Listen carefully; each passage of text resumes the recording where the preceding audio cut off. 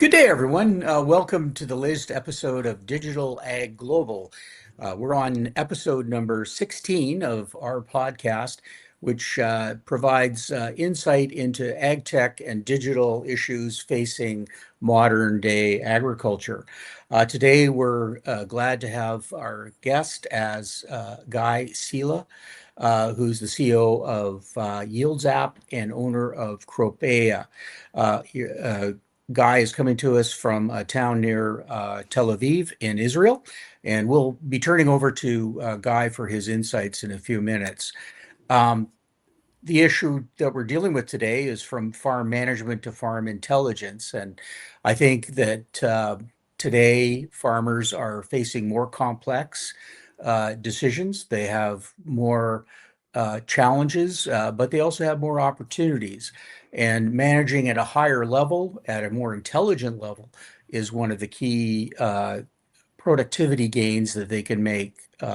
And that's where entrepreneurs like Guy come in. But before we turn over to Guy, let's ask Yuri. Yuri, maybe you could provide some of your framing on how you see the farm management issues, challenges, and opportunities facing farmers. Sure. Thank you, Clyde. Guys, thank you for sticking around and watching us on our 16th episode. Today, we are talking from farm management to farm intelligence. Farm management systems essentially was the first initial try on how we can digitize operations on different farms.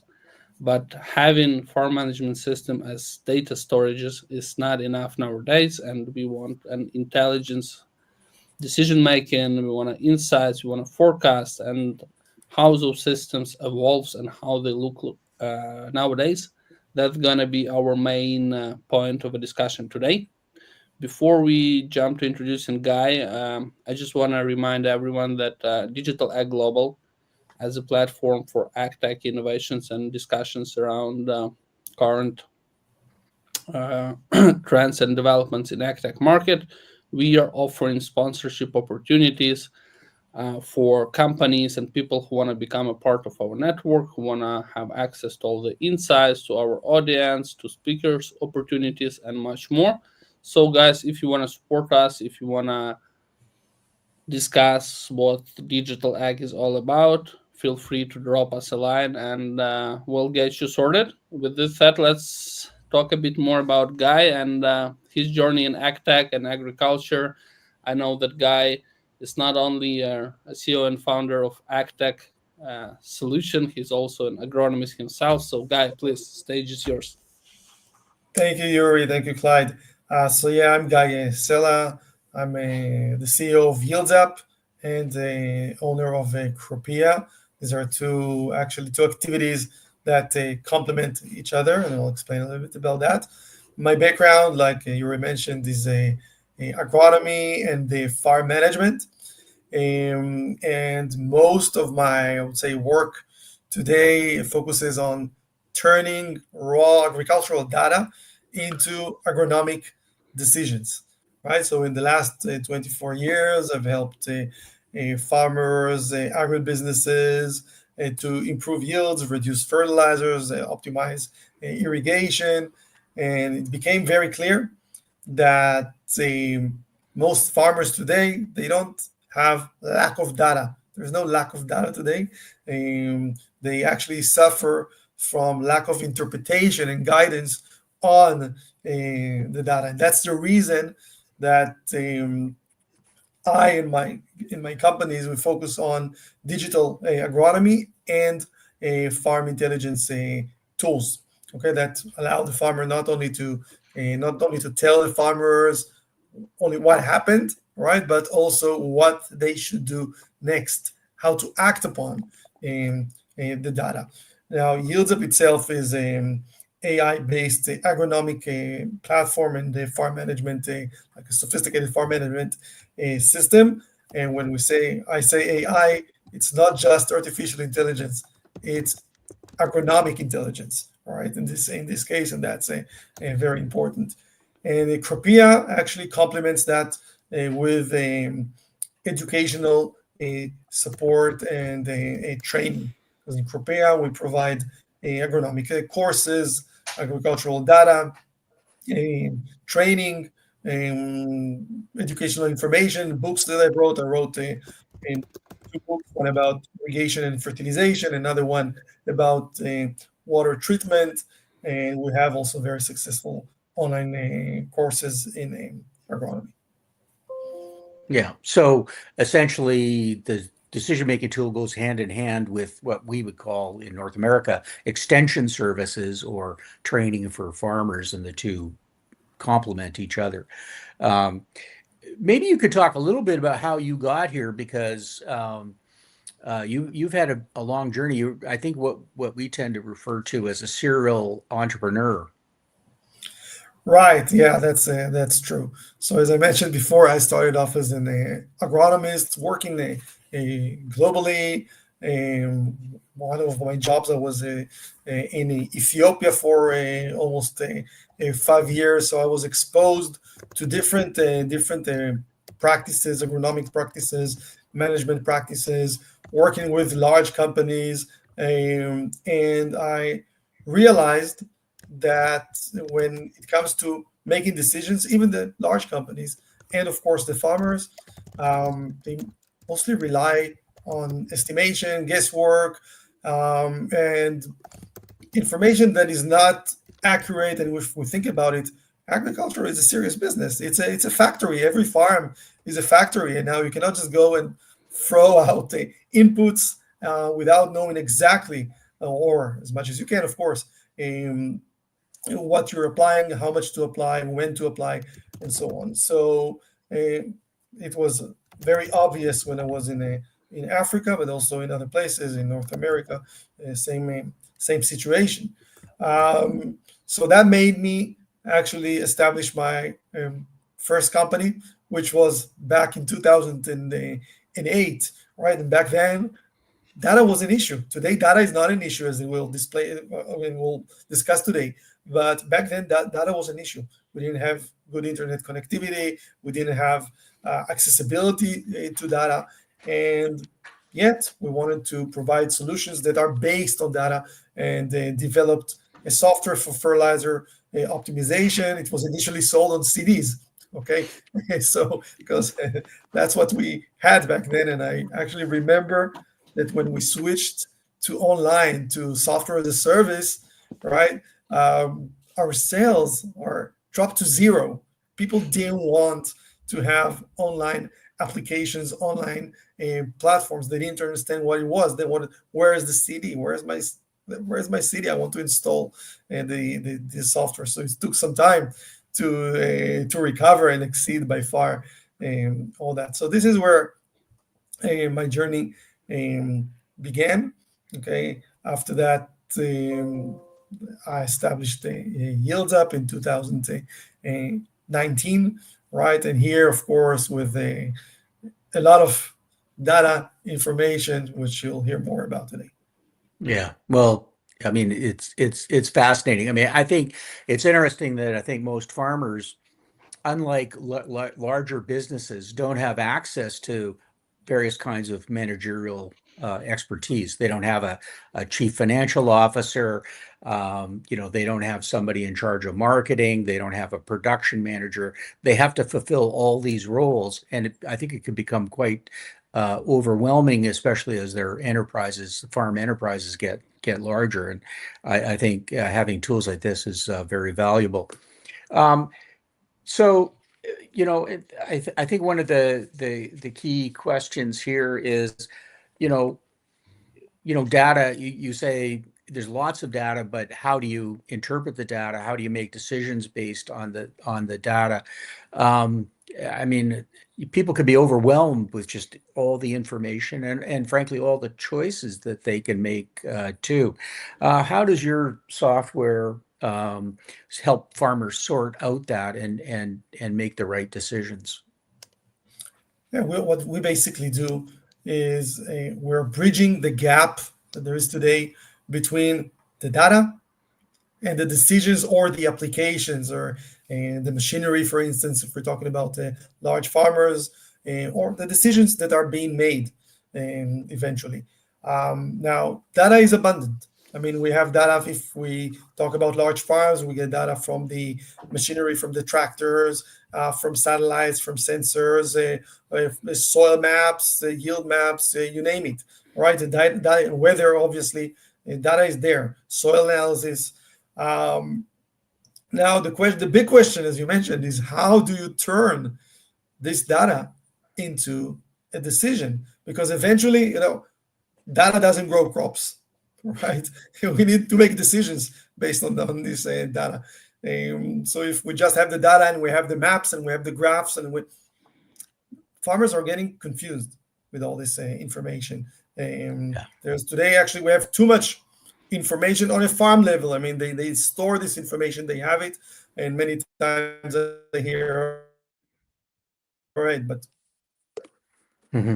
what do I do with all this data? Are you hearing me? I don't know. Okay, the image. Yeah. Our goal is to turn the data into practical decisions. But by practical decisions, I mean decisions that are localized, okay, which means it's not a generic decision or a generic recommendation. It will not recommend a fertilizer that is not available in the market or on the farm, right? So it must be localized in terms of inputs, in terms of languages, in terms of technologies and practices. There are so many different practices to grow the same crop in different geographies. So by doing that, and we call it, by the way, we call it dynamic protocols, the dynamic crop protocols that are replacing the generic protocols that come from either the input companies or some extension services in some cases, or also to standardize. Because if you bring 10 agronomists to the same farm, you'll get 10 different recommendations for every single practice. So we want to, and by the way, one of the reasons for that is, except of standardization, is the data is complex. We're talking about biological systems here, all right? I mean, there are so many interactions between the soil, the plant, the weather. So there's so much to analyze, and I think that the human brain is just not capable of doing that, not in a reasonable time anyways.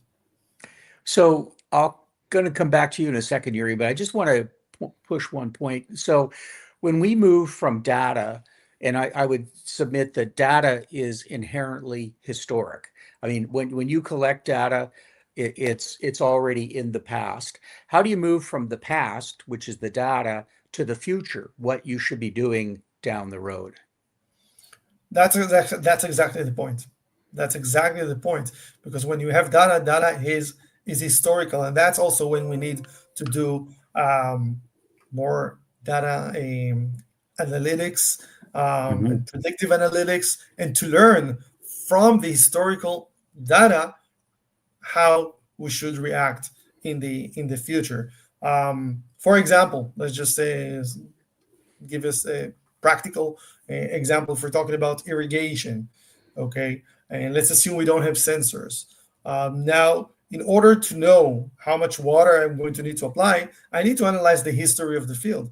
I need to analyze, first I need to know the soil type. I need to know what were the temperatures, the evapotranspiration, all this kind of information we need to know in advance in order to do a prediction for the future.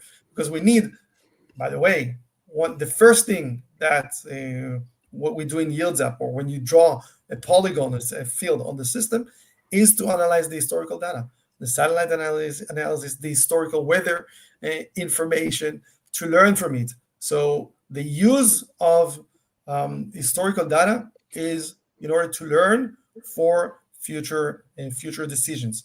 Now, it doesn't mean that a new user, for instance, needs to bring new data and to start teaching the system with a new data. This data, as I mentioned, is already available. Yeah. So Yuri, what are the challenges in, the inside the box, the software, et cetera, in delivering the the decision-making management systems that Guy is working on? Quite a few, and it's not, I guess, a unique problem with yieldsApp. If you're talking about farm management system, and I agree with the point that we have a vast variety of data available right now: satellite, machinery, sensors, historical data from spreadsheets, etc. But as Guy mentioned, when you're trying to go from like having the data in the system to create some sort of analytics based on this data, you need to do a lot of data preparation, understanding how the data correlates, whether the data sets are actually suitable for some sort of prediction. So my take on this, it is following. I feel like a lot of farms right now still use different farm management systems as data storages, just to have a place to put the data in, and they don't use all the next level features like predictions, alerts, insights to the full advantage. And being able to show it to the user in very kind of user friendly manner, where they don't need to go to the dashboard and understand all of that, where they can get it in one very clear understandable message, that's where value actually comes in. Yeah. So, Guy, I think we want to maybe talk a little bit about things from the farmer's perspective in terms of what they are actually looking for, and what are the most important kinds of decisions that they need to make. So maybe you could talk a little bit about what are the kinds of decision making, and part of that is it's fixing problems or taking advantage of future opportunities. What are some of the key decisions that farmers have to make? Because not every decision on a farm is crucial. What are the crucial kinds of decisions that essentially artificial intelligence can help farmers with? Yeah, so I think every farm, every is a business, like we said, and it starts from a business plan, right? It starts from knowing or planning in advance. Okay, how much fertilizers I need to order, what variety I need to get, so what seeds I need to get, what type of how to prepare the soil, right? Does it need liming? Does it need tillage? So there are many decisions even before we plant, all right, before the plants are in the soil. Now, once we've planted, we still have to make lots of decisions on a daily basis: in which fertilizer to apply, at what rate, when is my next irrigation, um, what risks do I have right now on the farm, right, and how to avoid them. So if I need to spray pesticides or herbicide, um, and all these kind of decisions which are the daily practices. I mean, so we have the pre-planning, right, where you want to know what seeds, how to prepare the soil, when to plant. All right, when to plant is another important decision, right? And then the operational, I would say, decision, which are related to agronomy. Okay, I leave aside other decisions. There are many other decisions. Today, I will focus on agronomic decisions, but it's the daily agronomic decisions that farmers need to make. And can you, in terms of your agronomic software, can you take farmers out beyond the current season and start to say, well, what's your longer term rotation of crops? How should that look? How you're managing your let's say your soil fertility in a longer term, replenishing, let's say, micronutrients, things like that. Of course, that's part of the planning. Okay, where you can plan the next seasons as well. right? Crop rotation is crucial for the prevention of diseases, crucial in terms of nutrient availability in the soil. And there are additional practices like regenerative agriculture today. Okay, so Hmm. for example, in the software you can set, okay, I want to work according to the regenerative agriculture practices, for instance. Okay, and this is another set of decisions, right? Whether it's a cover crop, for instance, what type of a if I do no till, right? How do I manage the weeds, and so on. So basically, um, this is the kind of decisions that we help farmers plan for the next year. And you mentioned nutrients. Nutrients, if you have your soil test,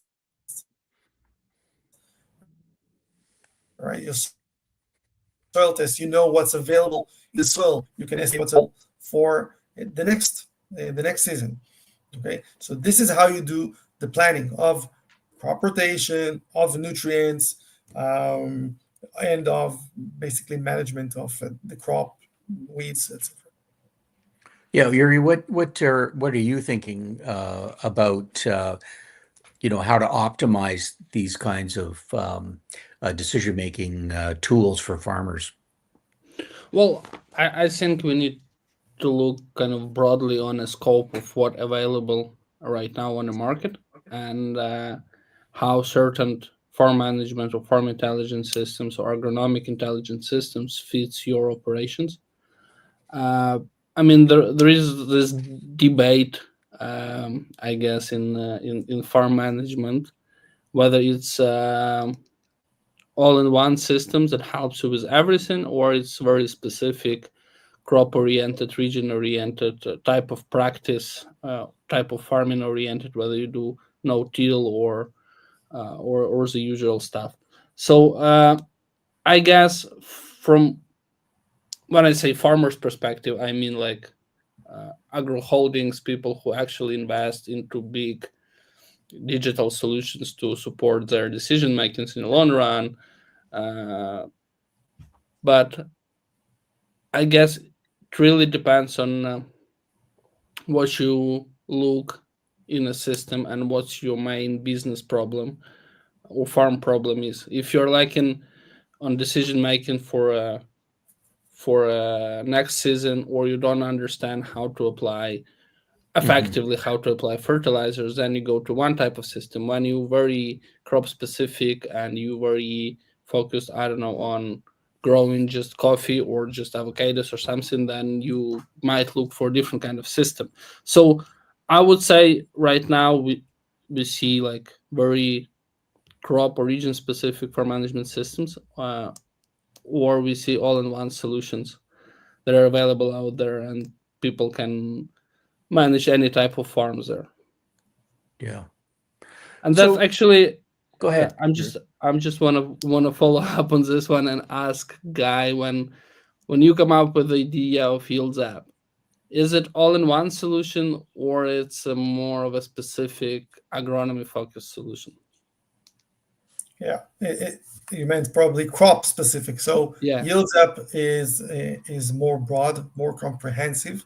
On the other hand, but on the other hand, it goes in depth into each practice. Okay, well, that's why I talked about the journey of over 20 years.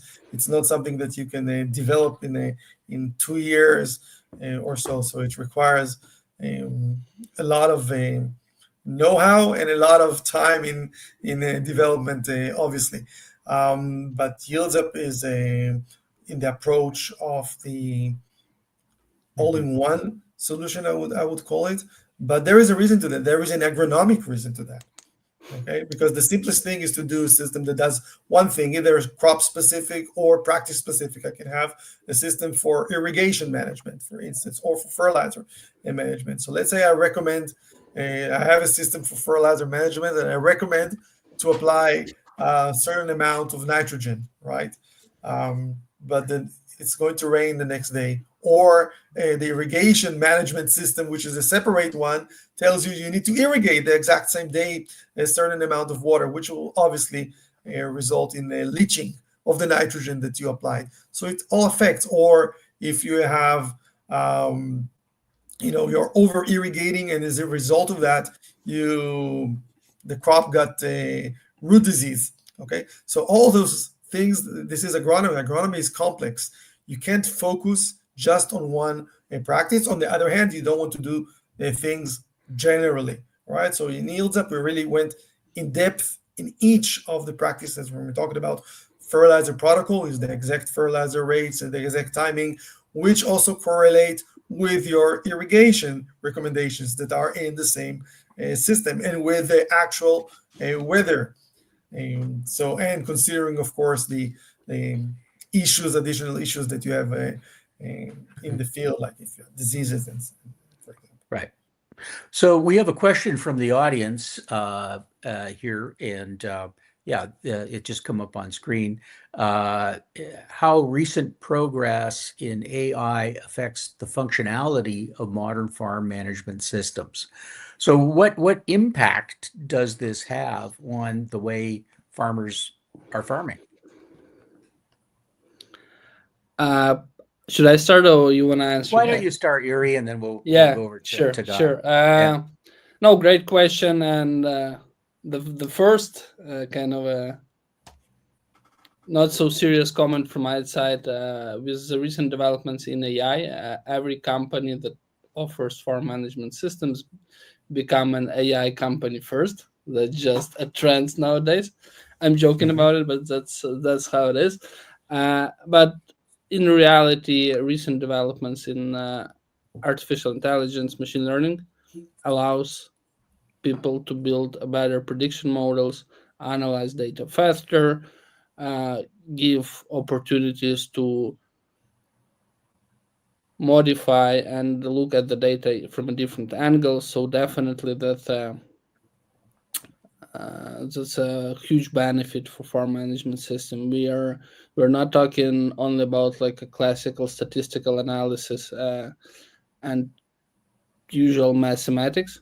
We're talking about a bit more advanced stuff where you can train your models to to process data in a different way that will be beneficial for farmers in the long run. So definitely a huge effect, and we see that a lot of farm management providers nowadays they offer some AI based tools from personal advisory to more advanced analytics. Yeah, Guy, what's your view on how this is shifting the way farms are managed? Yeah, obviously it makes farms, we can manage farms much more efficiently today by basically what AI does is connecting the dots, analyzing time series, for instance, things that we as people, agronomists, even agronomists, for sure, farmers, right, or don't have the time to do, or don't have the capability to do. But of course, we have to remember that AI relies heavily on the data, right, and on the Yeah. accuracy of the data. But things that we can't do today by connecting all the dots, finding the trends in the data. So AI is very efficient in finding those trends and in connecting the dots and comparing time series or even image recognition, which is something that is a very helpful and is one of the biggest features, I would say, of a AI today, which helps you. It gives you more options, or more. Brings you closer to making the right decision. It's not there yet where it has everything and it could provide the full solution. I would say, again, I emphasize that's why we call it also agronomic intelligence, is not just artificial intelligence and AI, because AI by itself cannot give you the solution. It's not the AI, it's the combination of the AI, the data, and the know-how, the human touch to it, right?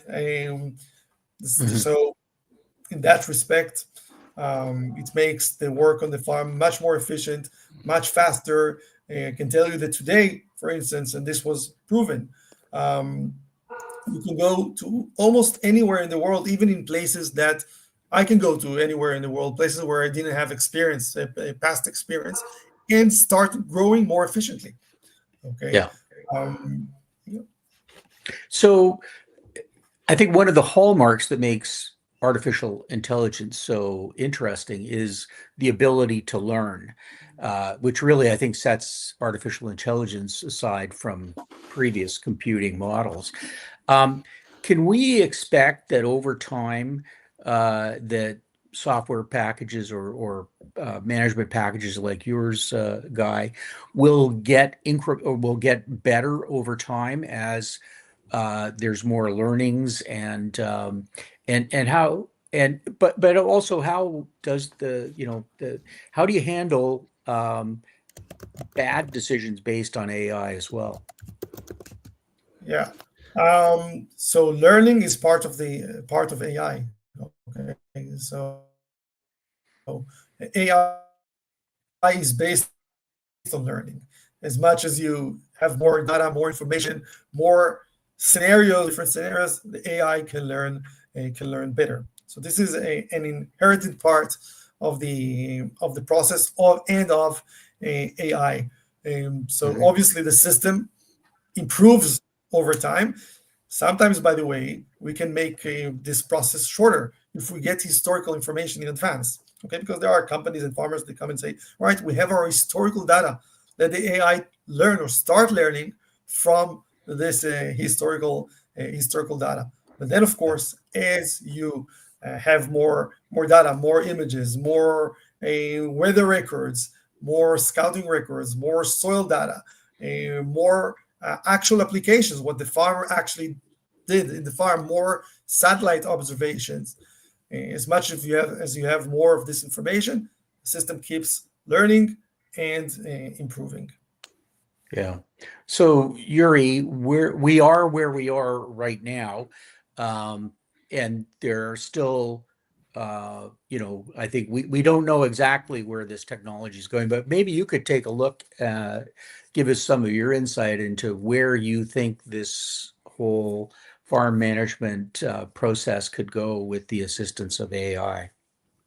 Well, I mean, I agree with Guy that it really depends on what type of data you give to your AI algorithms. There are different types of AI, whether it's a generative or machine learning or computer vision for recognition of different patterns in images. Long story short, it's gonna be a very nice add-on to the farm management or farm intelligence or agronomy intelligence tools, but it will not replace them or it will not work without human know-how, that's for sure. And we also need to look into the reasons why farmers adopt those technologies. We all can talk about, yeah, productivity, growing more, growing faster, growing better, but and that's something I want to talk about later on. But a lot of reasoning behind adopting digital tools, it's purely operational efficiency and also necessity to be compliant with certain standards. And I think like governmental requirements, sustainability requirements, all of the stuff that is becoming more and more popular nowadays, Hmm. popular not for farmers but for countries, this pushes farmers and agro holdings and everyone else who grow something to adopt those digital tools and to use them for Hmm. those requirements only. So it's a AI gonna give us some boost, but the real reasons why people are adopting farm management system might be different. Uh, that's what I think. Well, Guy, in reality, when farmers are making agronomic decisions, um, are they using the software to essentially provide management advice and direction and those kinds of things, or are they really saying, "Here's something I would like to do," or here's a program I'd like to have for growing a crop? And are they using the software to provide assurance that what they're doing makes sense and is efficient? So how are farmers actually utilizing the programs? Yeah, so it really depends on the farmer, and I think that both scenarios that you mentioned exist. I mean, you can go ahead and say, okay, this is what I'm planning to do, all right, and then compare it to what would be the recommendation or the protocols by the system, by the AI, or you could do the other way around, right, and rely on the recommendations. And actually, there is also a hybrid for that, right? And this hybrid actually allows you to add your own references. I'll be more specific. For an instance, if because we any recommendation starts with a reference. A reference, for instance, nutrient requirements of a specific crop, nutrient uptake. Okay, to achieve a certain yield level, the crop needs certain amount of nutrients. Now, this is regardless of the geography where it grows. This is what it needs to achieve a certain level of yield. This is not necessarily what you have to apply. Okay, now what you actually have to apply, which nutrients, will depend on the soil, on the weather, on the many conditions, many environmental conditions. Mhm. So basically, this reference, although we bring it from the science, from analyzing different trial results, the science, and of course we also use the AI to that to get all this large amount of data, but we also give flexibility to the users to adjust the initial reference. The initial reference over this reference, the algorithms make all the corrections based on the actual conditions. Okay, Yeah. so we see many preferences. There are different preferences for different farmers and companies, and we try to cater all of them basically. Sure.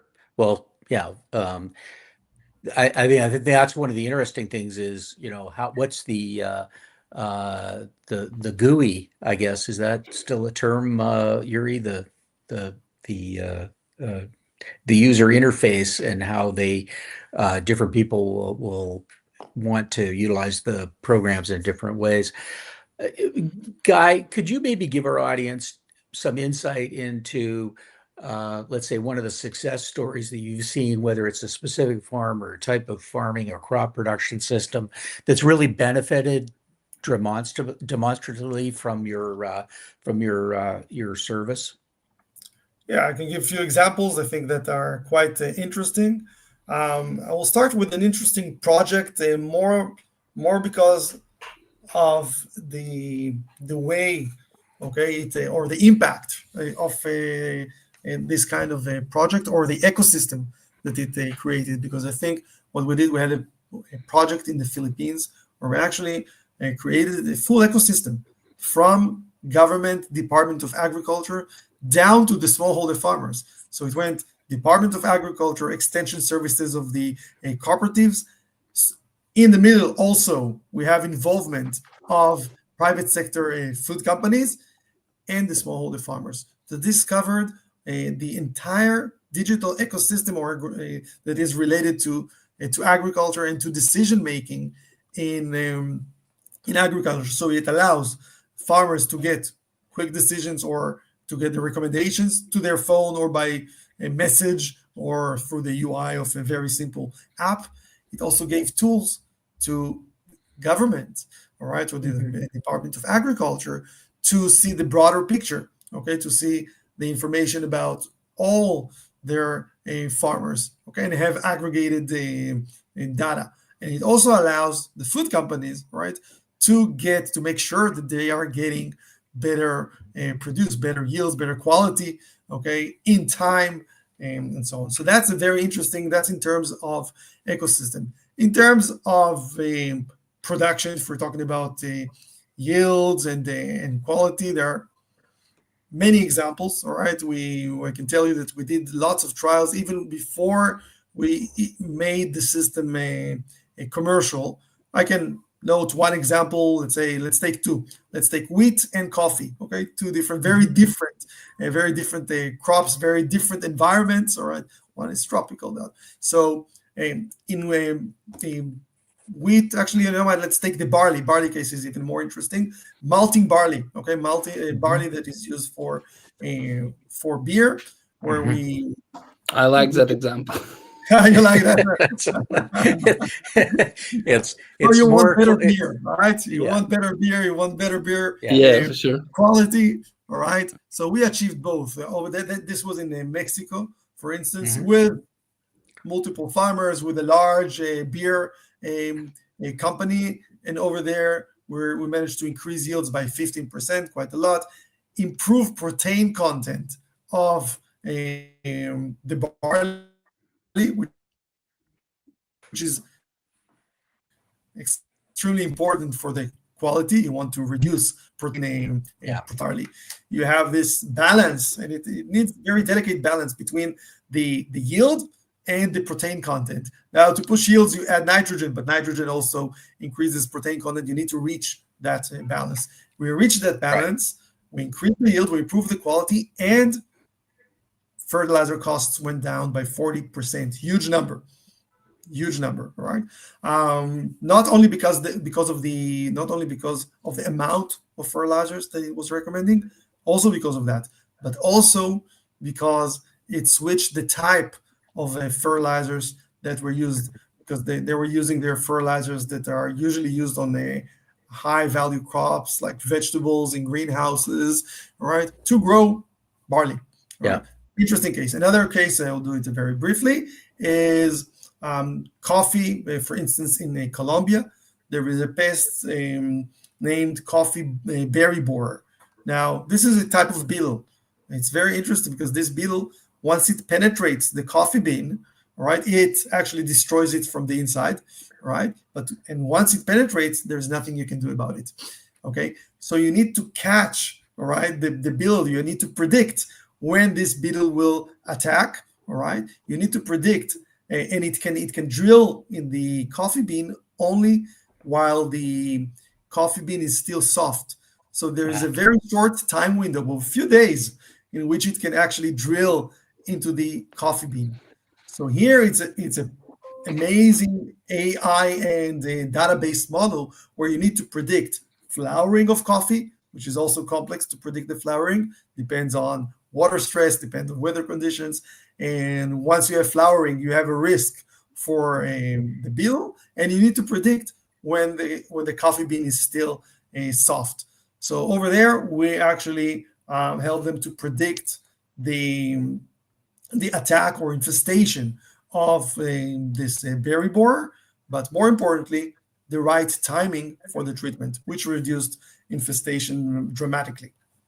yeah. I mean, I find that interesting. The whole how this application could have an impact on the entire throughout the entire supply chain, and particularly in crops where to some extent, quality is a much greater factor than quantity. And I'm familiar with French fry production and the very tight tolerances for the quality of potatoes, including things like specific gravity to make the French fry quality. But there and I know in our farm in Saskatchewan when I was a kid, it was always a big issue whether our barley would make the cut for malting because there was a huge difference in the price for malting barley versus feed barley.